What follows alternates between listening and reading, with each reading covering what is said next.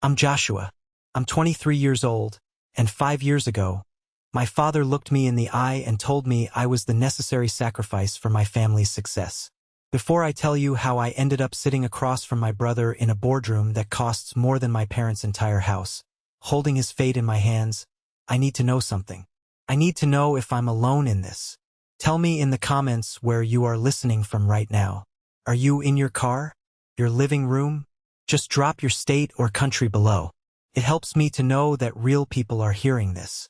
It was raining in Seattle the day the circle finally closed. It's always raining here, it seems. I was standing in my office on the 42nd floor, looking down at the gray streets. My reflection in the glass didn't look like the boy from Bloomington anymore. The suit was tailored Italian wool. The watch on my wrist was worth a mid-sized sedan. Down in the private garage, my Porsche Panamera Turbo S, a car I bought in cash, sat waiting for me. It was gray, metallic like a shark. But up here in the quiet, none of that mattered. My heart was hammering against my ribs like a trapped bird. Sarah, my head of HR, had buzzed me 5 minutes ago. "He's here, Mr. Avery. He's in the waiting room." I had told her to make him wait. That's a power move, right? That's what CEOs do. But I wasn't making him wait to be cruel. I was making him wait because I couldn't breathe. To understand why a grown man, a CEO of a logistics empire called Titanflow, was trembling at the thought of an entry-level interview, you have to go back. You have to go back 5 years. You have to go back to a dinner table in Indiana that smelled like roast chicken and betrayal. I was 18. It was a Tuesday. In the Avery household, Tuesday was roast chicken night. My mother, Catherine, was a creature of habit. She believed that if the table looked perfect, if the napkins were folded and the water glasses were full, then the family was perfect. She was wrong. Our family was a business and I was the bad investment. My brother, Caleb, was 3 years older than me. He was the golden boy, the star quarterback in high school, the debate team captain, the one with the smile that made neighbors stop and say, "That boy is going places." And he was finishing his undergrad and getting ready for law school. I was different. I was quiet. I liked taking things apart. Toasters, radios, engines. I didn't talk much because nobody really listened. I sat at the end of the table, usually on a folding chair if we had guests. But even when it was just us, I felt like I was sitting in a different zip code. That night, I had a letter in my pocket. It was burning a hole in my jeans. I had rushed to the mailbox before my dad got home. I knew what it was by the return address. Indiana State University. Systems Engineering. I waited until Dad, Robert, had finished his first serving of potatoes. He was a big man, a former teacher who ran a struggling auto repair shop. He had grease permanently etched into his knuckles, a symbol of how hard he worked. He loved to talk about sweat equity. "Dad," I said. My voice cracked. I hated that. "Mom." Caleb was busy scrolling on his phone, ignoring us. "I got something today," I said, pulling the envelope out. I got into state, the engineering program. I put the letter on the table. It was the proudest moment of my life. I had a partial scholarship, but I still needed help. I had calculated it. With a part-time job and a little help from the family college fund that they had talked about for years, I could do it. Dad stopped chewing. He didn't pick up the letter. He just looked at it like it was a bill he couldn't pay. Mom put her fork down. She looked at Dad, then at me, then down at her plate. That was Mom. She saw everything and said nothing. "Engineering," Dad said, the word heavy in his mouth. "That's good, Joshua. It's a good school." "I got a partial scholarship," I said, leaning forward. "It covers tuition for the first year, but I'll need help with room and board, and the rest of the fees." I did the math. "If we use the fund." Dad cut me off. He wiped his mouth with a napkin, a slow, deliberate motion that made my stomach turn. "There is no fund, Josh." The room went silent. The only sound was the rain hitting the window. "What?" I asked. "The college fund," Dad said, his voice flat, matter-of-fact. "It's allocated. Caleb got into Georgetown Law. Do you have any idea what that costs?" I looked at Caleb. He finally looked up from his phone. He didn't look surprised. He looked bored. But, I stammered. But that fund was for both of us. You said. Plans change, Dad said. He took a sip of water. We have to be realistic. Caleb is going to be a lawyer. That's a career. That's a future. He's going to lift this family up. We need to invest where the return is guaranteed. Invest. Return. He was talking about his sons like we were stocks. Caleb was Apple. I was a penny stock crashing in the market. So I get nothing? I asked. The anger was starting to rise, hot and sharp. We can't pay for 2 tuitions, Mom whispered. She still wouldn't look at me. We just can't, Joshua. Your brother. His potential is just greater. I finished for her. Dad slammed his hand on the table. The silverware jumped. Don't you take that tone with your mother. You should be happy for your brother. He's going to do great things. You can work at the shop. You can take classes at community college in a few years. You're young. You can wait. I don't want to work at the shop. I stood up. I want to go to school. I earned this. I worked my tail off for those grades. And who put the roof over your head while you studied? Dad stood up too. He was taller than me then. Intimidating. Who paid for the food in your belly? You are ungrateful. I'm not ungrateful. I'm asking for fair treatment, I shouted. You've never even asked what I want. It's always Caleb. Caleb's car, Caleb's clothes, Caleb's future. Because he deserves it. Dad roared. The truth finally came out. It hung in the air, ugly and naked. He deserves the future, Joshua. You're adequate. But we don't bet the farm on adequate. I looked at Caleb. Are you going to let him do this?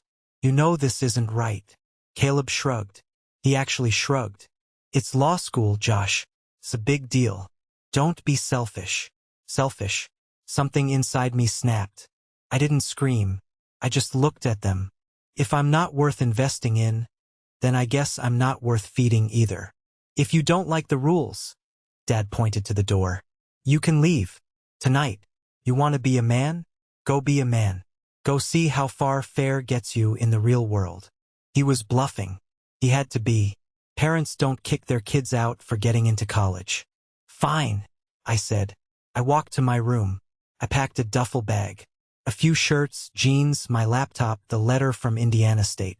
My hands were shaking so bad I could barely zip the bag. I kept waiting for the door to open. I kept waiting for Mom to come in and say, "Stop. This is crazy." Nobody came. I walked back out to the living room. Dad was sitting in his recliner watching the news. Mom was in the kitchen, aggressively scrubbing a pot. Caleb was gone. Probably in his room, texting his girlfriend about his acceptance letter. I'm leaving, I said. Dad didn't look away from the TV. Leave the key on the table. I felt like I'd been punched in the gut. I put my house key on the side table. It made a small metal clink. That sound haunts me. It was the sound of my childhood ending. I opened the front door. The rain was coming down in sheets now. A real Indiana storm. Joshua, Mom's voice. I turned around, hope flaring up in my chest. She was standing there, wiping her hands on a dish towel. Her eyes were red.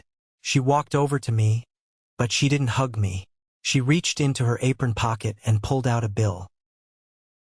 A $20 bill. Wrinkled. Worn. She shoved it into my hand. Be independent, she whispered. Prove him wrong. She wasn't giving me money to survive. She was paying me to go away so she didn't have to deal with the conflict. She was buying her peace of mind for $20. That's it. I looked at the bill. That's what I'm worth? She stepped back and closed the door. I stood on the porch. The porch light flickered and died, leaving me in the dark.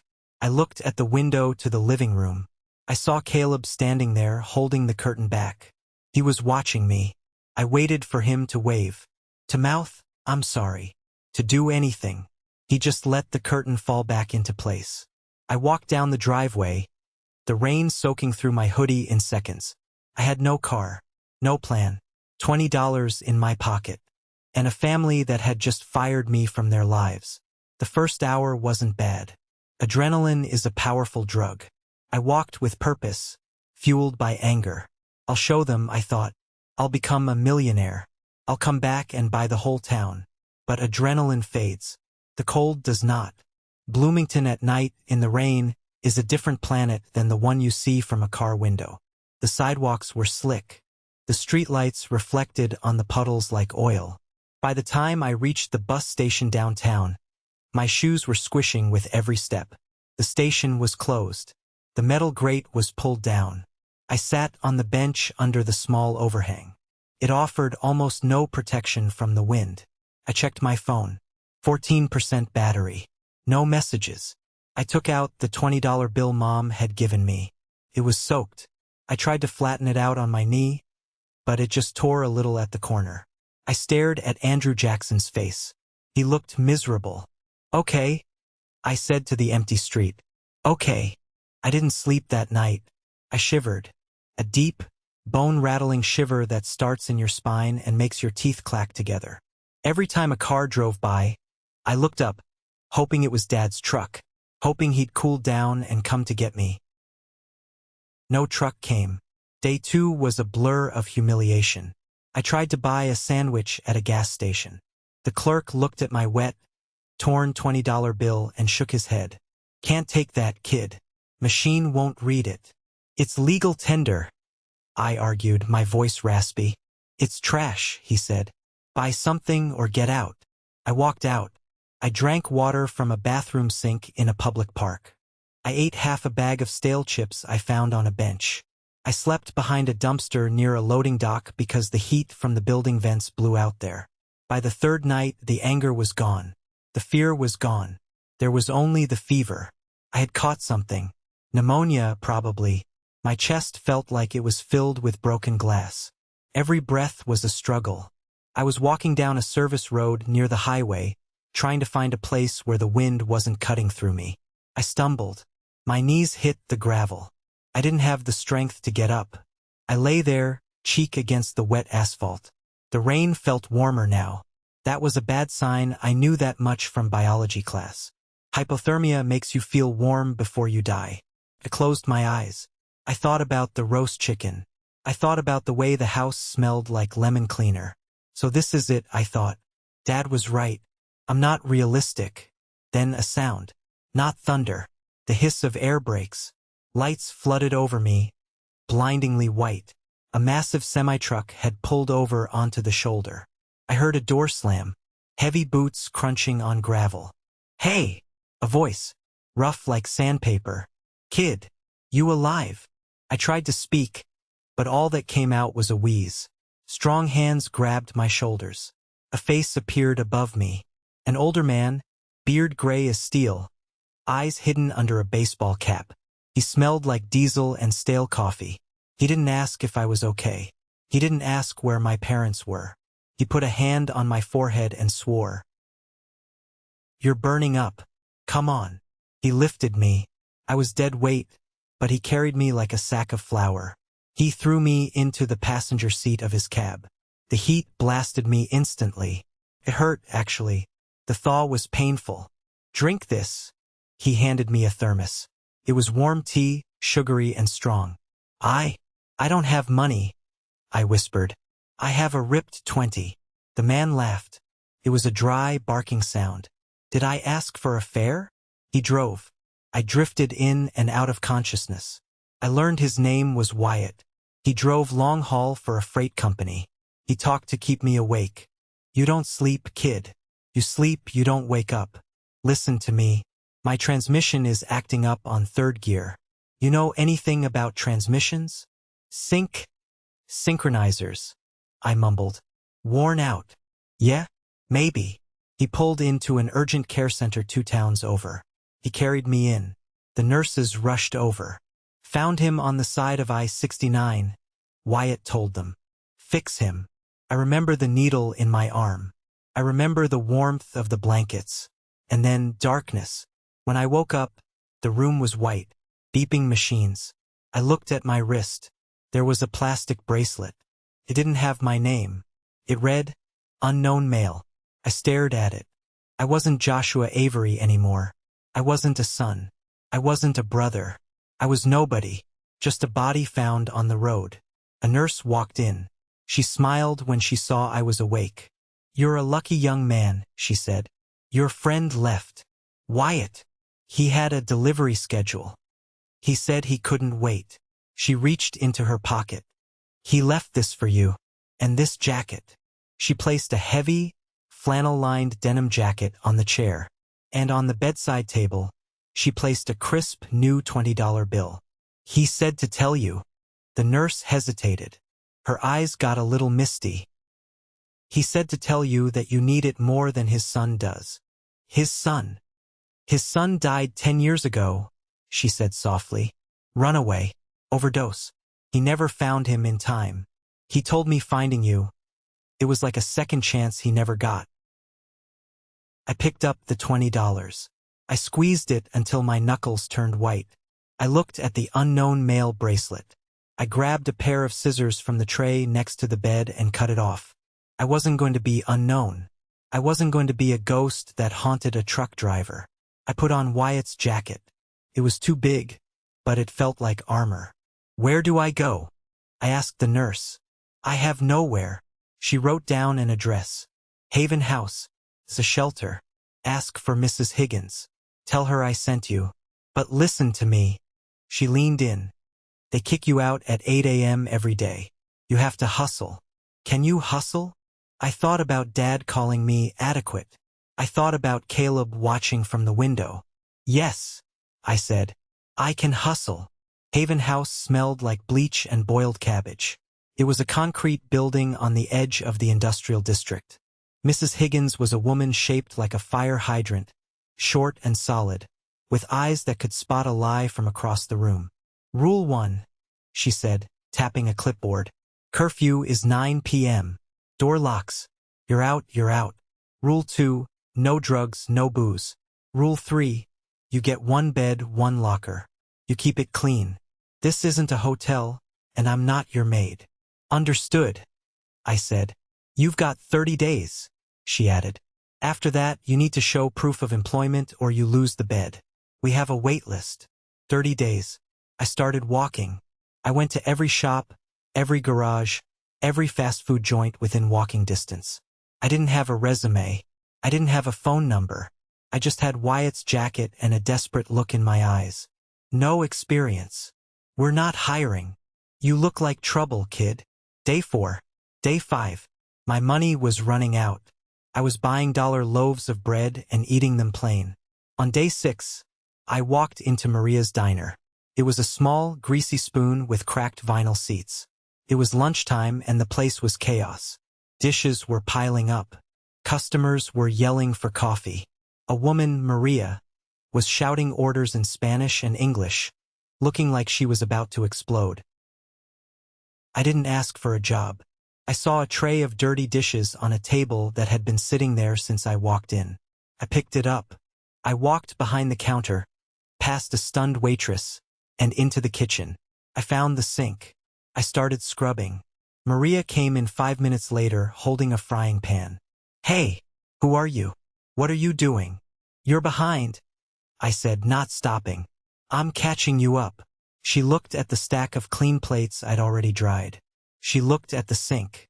She looked at me. "I can't pay you under the table," she said. "If I last the week," I said, repeating a line I'd heard in a movie once. "You put me on the payroll. If I suck, you kick me out." She squinted at me. $5 an hour plus tips from the bus tub. Apron is on the hook.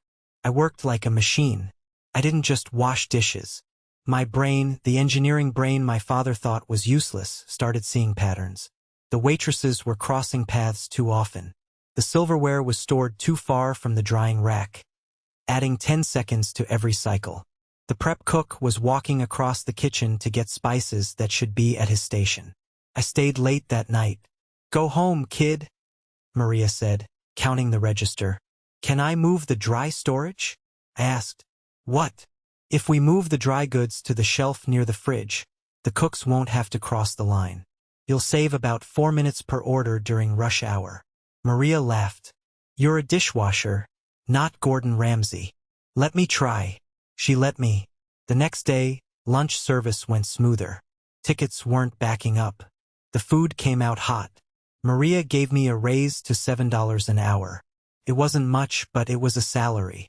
It was survival. For 6 months, that was my life. Shelter at night, diner by day. I saved every penny.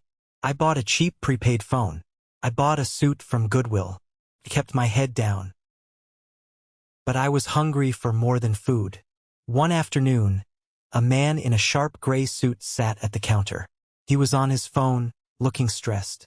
He had a stack of papers spread out next to his coffee. I don't care what the driver says, he was yelling. The route is inefficient. We're burning fuel sitting in traffic on the I-5 corridor. Figure it out. He hung up and rubbed his temples. I was refilling his coffee. I looked at the papers. It was a logistics map for a freight company. You're routing them through the city center during peak hours, I said. It slipped out. The man looked up. He had piercing blue eyes. Excuse me? Sorry, I said. I see the map. Your drivers are hitting the bottleneck here. I pointed with the coffee pot. If you route them through the secondary bypass, it adds 4 miles to the distance, but the average speed is triple. You save 20 minutes and about 2 gallons of diesel per truck. The man stared at me. Then he looked at the map. He pulled out a pen. Show me. I grabbed a napkin. I drew the bypass. I calculated the fuel load in my head. Also, if you stagger your departure times by 15 minutes, you avoid the queue at the way station. He looked at the napkin. Then he looked at my name tag. Joshua. You're a waiter? I'm a dishwasher who pours coffee, I corrected. I'm Lincoln, he said. I own Everline Freight. How do you know this? I like systems, I said. I see how things flow. Lincoln took a sip of his coffee. What are you doing after your shift? Going back to the shelter, I said. I wasn't ashamed anymore. Lincoln nodded. He pulled a business card out of his wallet. Be at this address at 8 a.m. tomorrow. Wear a tie. I don't have a degree, I said quickly. My dad said. I didn't ask about your dad. I asked if you could be there at 8 a.m. That was the moment. The crack in the wall. I showed up. I started in the dispatch room. I absorbed everything. I learned the software, then I improved it. I stayed until midnight every night. I didn't have a family to go home to, so the office became my home. In 2 years, I was the operations manager. In 3 years, I led a buyout of a smaller competitor. In 4 years, I left Everline to start my own consultancy, Titanflow. I didn't do it for the money, though the money came fast. I did it because every time I optimized a route, every time I saved a client $1 million, I felt a little less unknown. I was building a fortress made of success, so high that the rain from Bloomington couldn't touch me anymore. But you can't outrun your ghosts. 5 years. That's 1,825 days. I sat in my office at Titanflow. The walls were glass. The furniture was minimal and terrifyingly expensive. On the wall behind my desk, I didn't have a diploma. I had a small shadow box frame. Inside it was the plastic hospital bracelet that said, "Unknown Male," and the crumpled $20 bill Mom had given me. Every client asked about it. I told them it was modern art. I was reviewing the quarterly projections. We were up 40%. Titanflow was becoming the gold standard in logistics consultancy. I had just closed a deal with Amazon. I looked out the window at the skyline. I was safe. I was powerful. But I was alone. I dated, sure. But I never let anyone close. How do you explain to a girl that your parents fired you? That you don't go home for Thanksgiving? That your inheritance was a $20 bill and a complex? My intercom buzzed. It was Sarah, my HR director. She was a tough woman, former military. Nothing rattled her. Josh, you need to see this resume. I'm busy, Sarah. Just hire the best candidate for the coordinator position. I think you need to see this one personally, she insisted. Her voice was odd, quieter than usual. She walked in and placed a folder on my desk. I opened it. Name, Caleb Avery. Address, Bloomington, Indiana. Education, Georgetown. Law, incomplete. Experience, bartender, retail associate, legal intern, 3 months. The world stopped spinning. Caleb, my brother, the golden boy, the future. I stared at the photo attached to the ID copy. He looked tired. His hairline was receding. There were bags under his eyes. He didn't look like the smug kid in the window anymore. He looked beaten. He's applying for the junior logistics coordinator role, Sarah said softly. It's an entry-level job. $45,000 a year. $45,000. I made that in a week. Does he know? I asked. Does he know I own this company? I don't think so, Sarah said. We rebranded last year, remember? Your name isn't on the logo, and you go by J. Avery on the website. No photo. I leaned back in my chair. My leather chair creaked. Why is he here? I whispered. He's supposed to be a lawyer. He's supposed to be rich. I turned to my computer. I did something unethical. I used my access to premium data brokers, tools we use to vet corporate partners, to look up my own family. The report loaded in seconds. Red text everywhere. Martin and Alana Avery. Foreclosure proceedings initiated on the Bloomington property. Credit score, 520. Caleb Avery, $150,000 in student debt. Judgments for unpaid credit cards. No bar association record. They were drowning. The investment had failed. The guaranteed return had crashed. I felt a surge of... Was it joy? Vindication? No. Felt like acid. It burned. He's in the lobby, Sarah said. He flew in for the open interview day. He's been waiting for 2 hours. I looked at the bracelet on the wall. Unknown male. I looked at the resume. Georgetown Law, incomplete. Bring him up, I said. My voice was cold, even to my own ears. Joshua, Sarah warned. If you're going to kill him, do it outside the office. I don't want the paperwork. I'm not going to kill him. I stood up and buttoned my jacket. I walked over to the window. I'm going to interview him. I watched the rain. I thought about the Porsche downstairs. I thought about the hungry kid sleeping behind the dumpster. Send him in. The door opened. I kept my back to him. I pretended to be looking at a file on the credenza. I needed a moment to compose my face. I needed to lock the little brother away and let the CEO take over. Good afternoon, a voice said. It was Caleb's voice, but stripped of all its arrogance. It was humble, nervous. Have a seat, I said, keeping my back turned. I heard the chair scrape against the floor. Thank you for seeing me, sir. I know my resume is a bit unconventional for this role. I turned around slowly. I was sitting in the shadow of the high-back chair. The lights in the room were dimmed for the presentation screens. He didn't see me clearly yet. He was looking at his hands, wringing them together. His suit was ill-fitting polyester. Cheap. Unconventional, I said, picking up his resume. That's one word for it. You went to law school. Yes, sir. Well, I completed 2 years. Why did you stop? Financial difficulties, Caleb said. He cleared his throat. And I realized the law wasn't for me. Or maybe you just couldn't pass the bar? I pressed. He flinched. I had some personal setbacks. It says here you want to work in logistics. Why? I need a job, he said honestly. I mean, I admire Titanflow.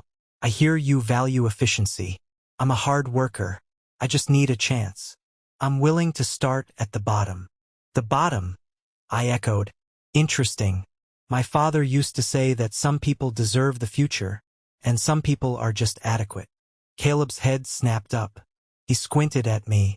The familiarity of the phrase hit him like a physical blow. Excuse me? I leaned forward into the light. I asked you a question, Caleb. What defines a person's worth? Is it their degree? Or is it their ability to survive when they get locked out in the rain? He stared. His mouth opened, but no sound came out. He looked at my eyes.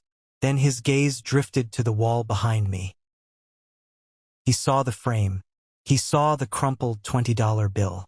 The color drained from his face. He looked like he was going to vomit. "Josh," he whispered. It was a sound of pure disbelief. "Hello, Caleb," I said. "Welcome to Titanflow." He stood up, knocking his chair over. You own this." "I built this," I corrected. "Brick by brick. While you were partying at Georgetown on Dad's retirement fund." "I didn't," he stammered. "Josh, we didn't know where you were. Mom cries every Christmas." "Mom cries?" I laughed. It was a harsh sound. "Does she cry into the $20 she paid me to leave?" Caleb sank back down, not into the chair, but onto the floor. He looked broken. "I'm sorry," he sobbed. "Josh, I'm so sorry. I was a coward. I stood at the window and I watched you walk away, and I didn't do anything because I was scared Dad would cut me off too. And look where that got you."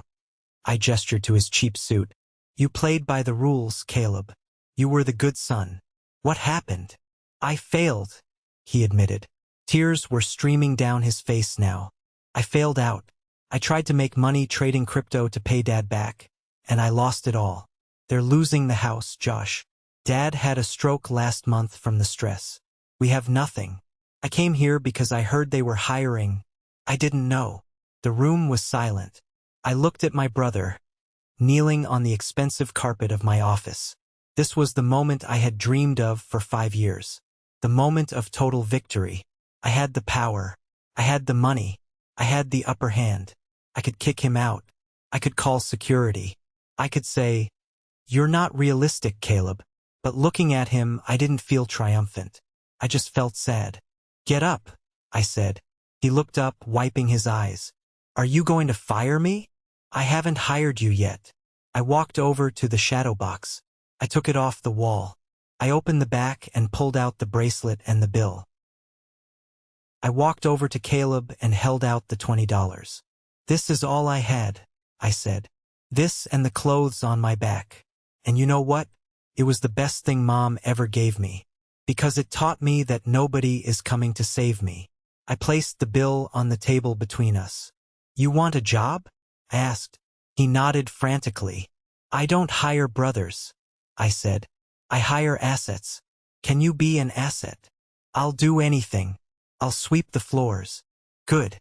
Because you're not going to be a coordinator. You're going to start in the warehouse. Loading docks.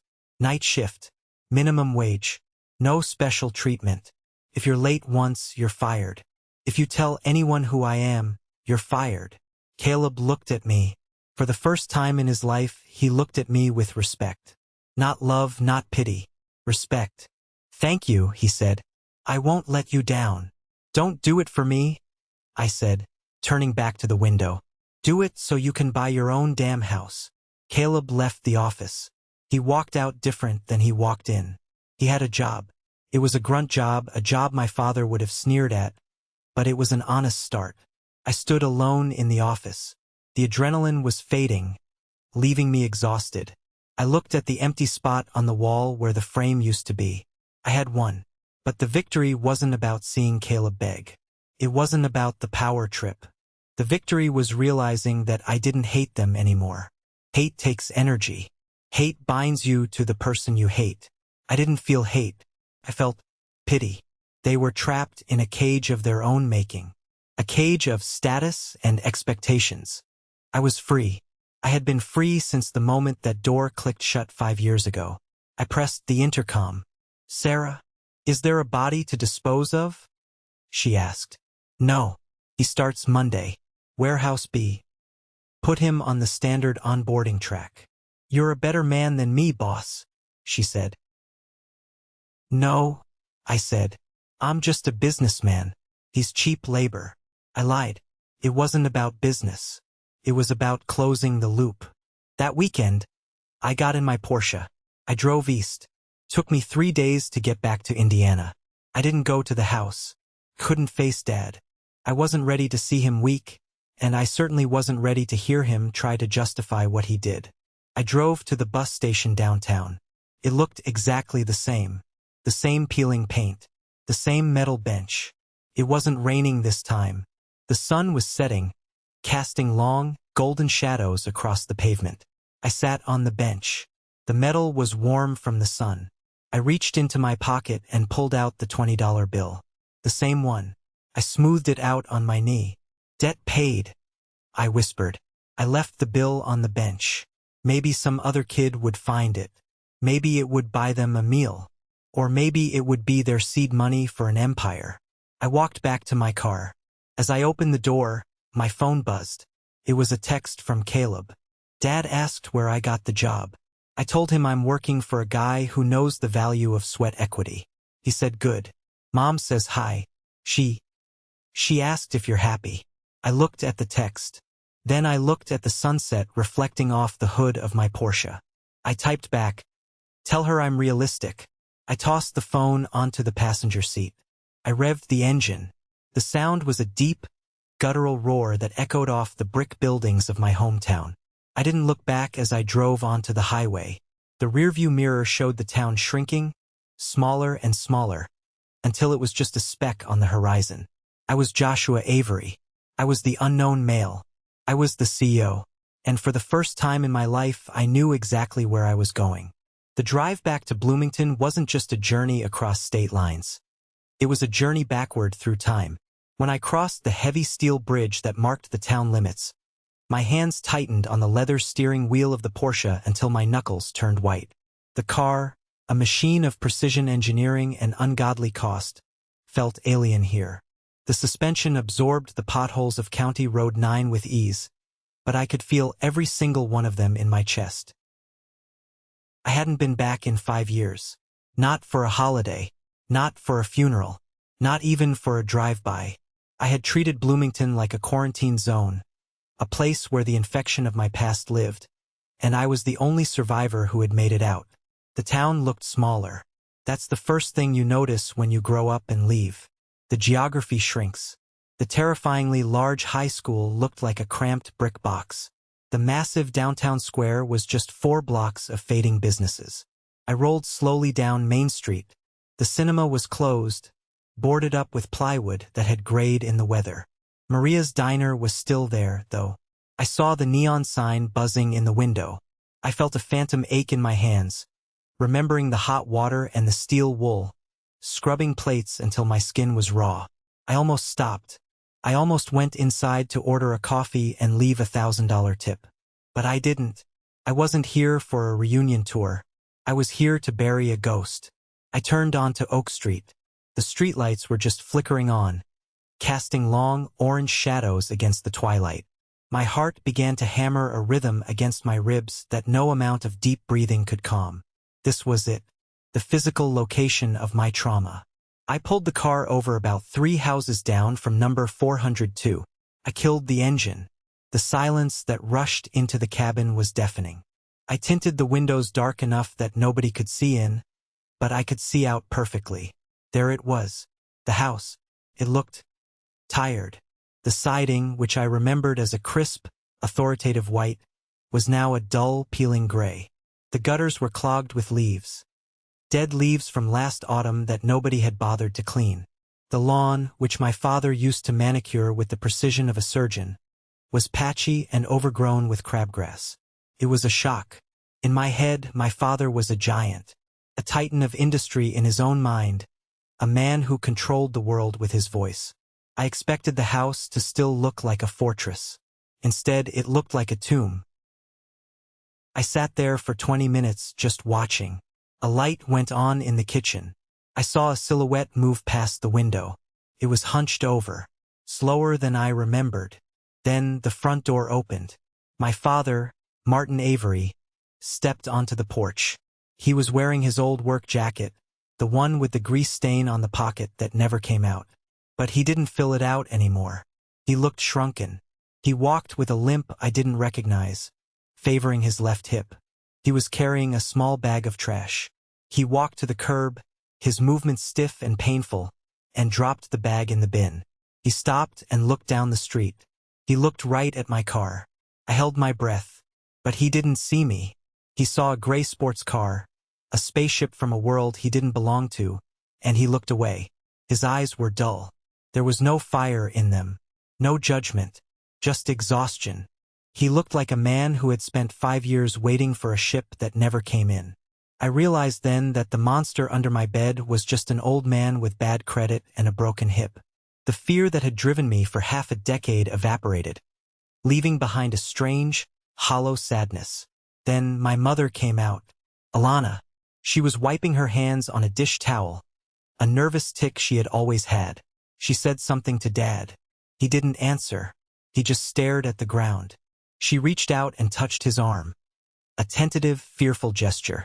He flinched away, not aggressively, but with the weariness of someone who just didn't want to be touched. She looked so fragile. Her hair, once dyed a fierce auburn, was gray and pulled back in a messy bun. I reached for my phone. I don't know why I did it. Maybe I wanted to distract myself. Maybe I wanted to check my email, to remind myself that I was a CEO, not the shivering kid on the porch.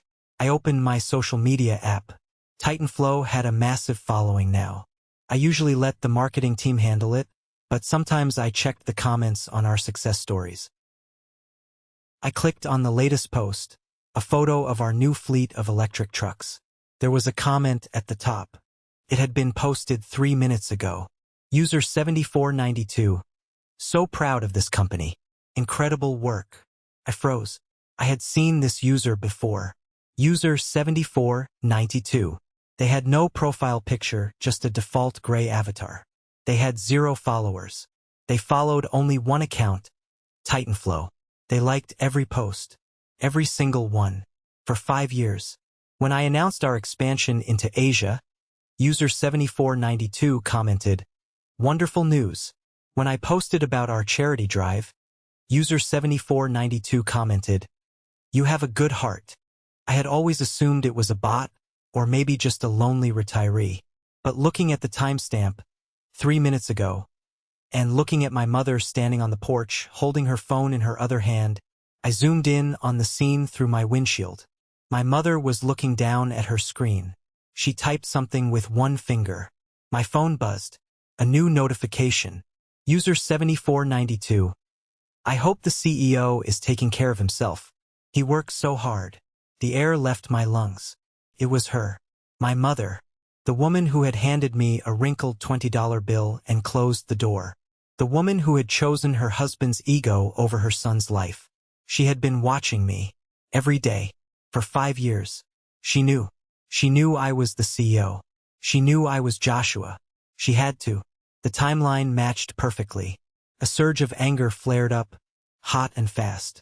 If you knew, I thought, gripping the phone, why didn't you call? Why didn't you message me? Why did you hide behind a fake number and a gray avatar? Then I looked at her again. I saw the way she glanced at my father, terrified he would see her screen. I understood. She was a hostage. She was a hostage to her own choices, to her own weakness. She loved me in the dark because she was too cowardly to love me in the light. She was proud of me, but she was more afraid of him. Silence is complicity, I had told Caleb, and it was. But seeing it now, it looked less like malice and more like tragedy. I could get out of the car. I could walk up that driveway in my $3,000 suit. I could confront them. I could scream, "I'm here. Look at me. I'm the one you threw away." It would be satisfying for about 5 minutes. And then what? Dad would yell. Or worse, he would beg. Mom would cry. They would ask for money.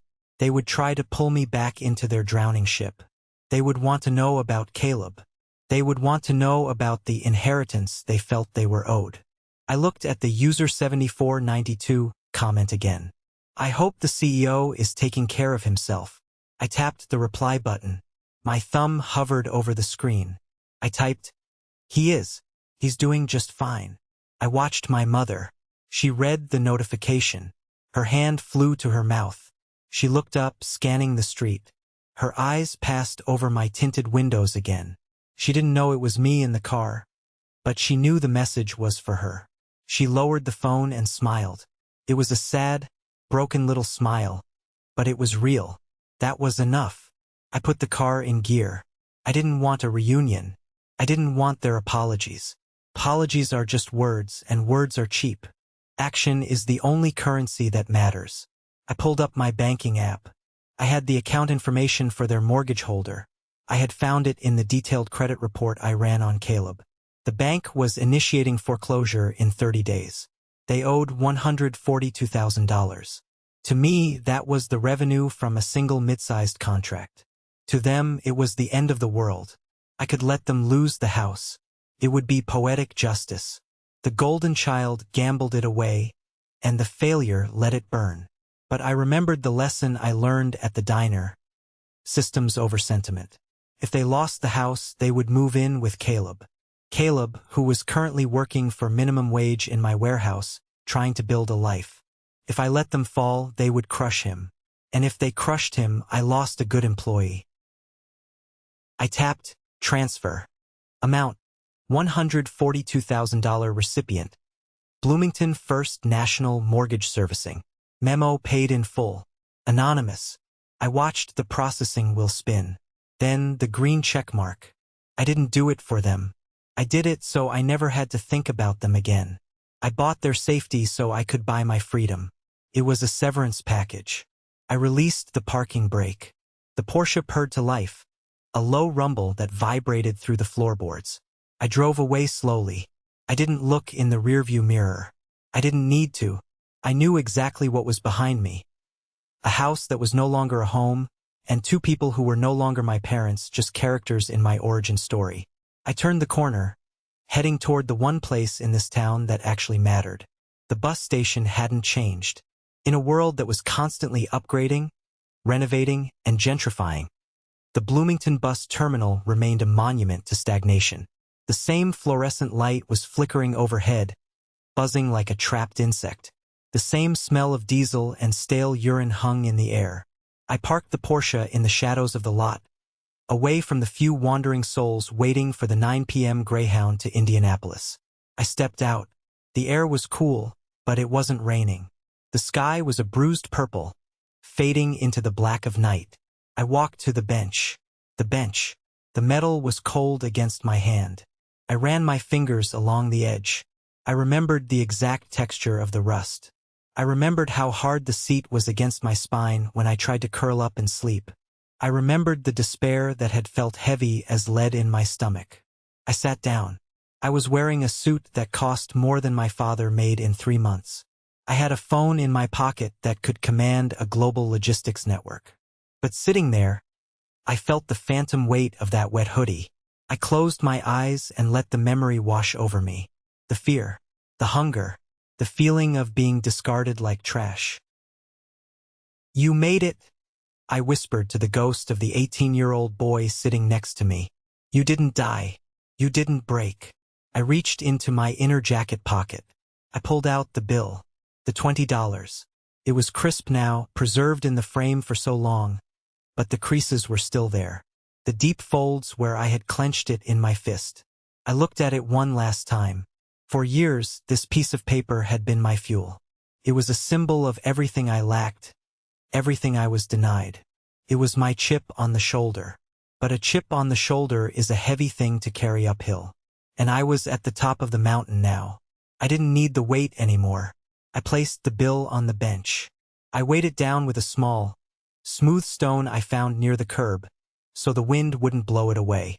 It wasn't a lot of money, but it was a seed. Maybe someone would find it. Maybe a kid running away from home. Maybe a mother trying to buy a ticket to a safe place. Maybe a junkie needing a fix. It didn't matter. It wasn't mine anymore. "Debt paid," I said aloud. The words felt like a spell breaking. I stood up and walked back to the car. I felt lighter, physically lighter. I sat in the driver's seat, but before I started the engine, I made one phone call. I scrolled past the business contacts, past the lawyers, past the investors. I found a number saved simply as Wyatt. I hit dial. It rang 4 times. I was about to hang up, thinking he was on the road, when the line clicked. "Yeah." The voice was raspy, older, but unmistakable. "Wyatt," I said. "It's Joshua." There was a pause. A long silence filled with the static of a poor connection. "Joshua." Wyatt's voice softened. "The kid from I-69? Yeah, the kid from I-69. Well, I'll be damned. I thought you forgot about me. It's been, what, 6 months since we talked? Something like that. I smiled. Where are you? Stopped at a diner in Ohio. Hauling steel to Pittsburgh. How are you, kid? You eating? I'm eating, I said. I'm eating good, Wyatt. Listen, I'm in Bloomington. The hell you doing back there? You looking for trouble? No. I was looking for closure. I found it. Good. Wyatt grunted. Closure is good. Better than a swift kick in the teeth. Wyatt. I hesitated. I just wanted to say thank you. For the jacket. For the 20. For stopping. Don't get mushy on me, kid. I'm serious. I just left the 20 on the bench where it all started. I passed it on. I could hear Wyatt shifting the phone. I heard the clink of a coffee cup. You did good, Joshua, he said. His voice was thick with emotion he tried to hide.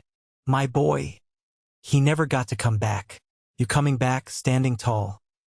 That makes it a little easier. You know? I know, I said.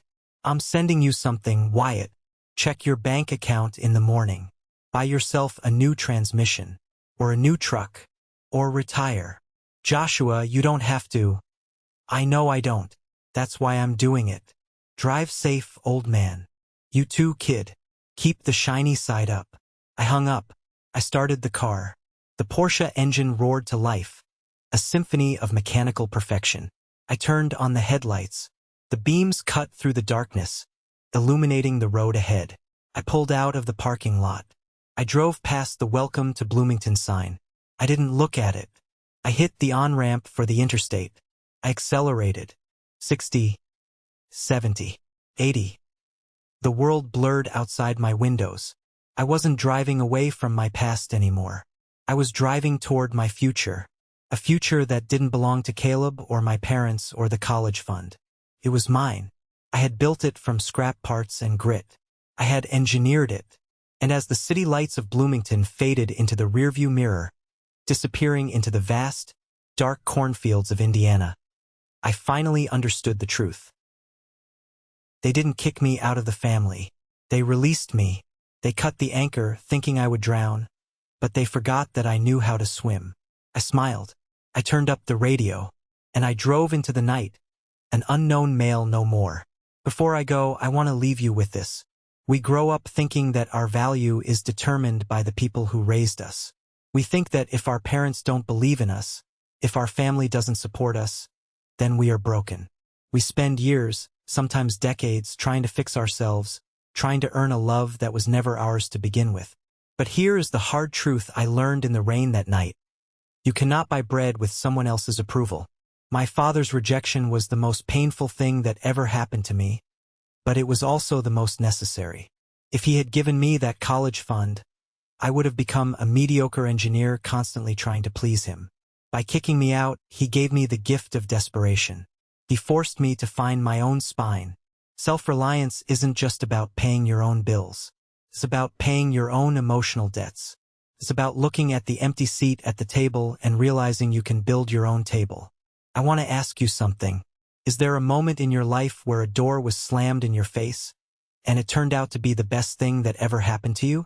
Or maybe you are standing in the rain right now, holding a wrinkled $20 bill, scared of what comes next. If you took any value from my journey, if you felt the cold of that bench or the warmth of that victory, please do me a favor. Type good in the comments below. It's a small word, but it tells me that we are connected. It tells me that you understand that sometimes you have to lose your family to find yourself. I'm Joshua Avery. I started with nothing but an unknown bracelet and a refusal to quit. And if I can make it, so can you. Keep building, keep driving, and never let anyone else hold the pen to your story.